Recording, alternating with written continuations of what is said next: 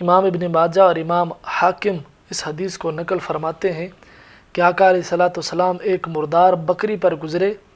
اور اصحاب سے فرمایا کہ یہ بکری اپنے مالک کے نزدیک ذلیل ہے یا نہیں؟ عرض کیا کہ ذلیل نہ ہوتی تو یہاں کیوں ڈالتے؟ تو حضور علیہ الصلوۃ والسلام نے یہ سن کر ارشاد فرمایا،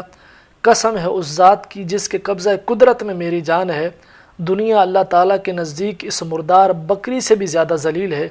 اور اگر دنیا اللہ تعالیٰ کے نزدیک ایک مچھر کے پر کے برابر بھی ہوتی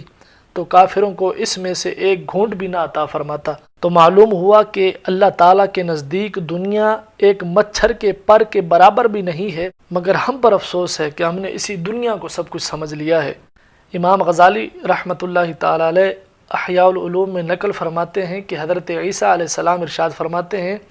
کہ مومن کے دل میں دنیا اور آخرت دونوں کی محبت جمع نہیں ہوتی، جیسا کہ ایک برتن میں آگ اور پانی نہیں رہ سکتے۔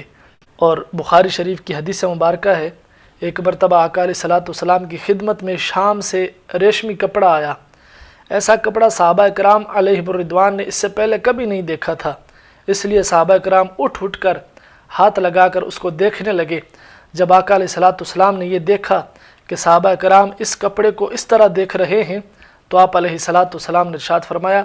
کیا اس کپڑے کو دیکھ کر تمہیں تعجب ہوا ہے، اور کیا یہ کپڑا تمہیں پسند آ رہا ہے؟ پھر ارشاد فرمایا کہ سعد بن معاذ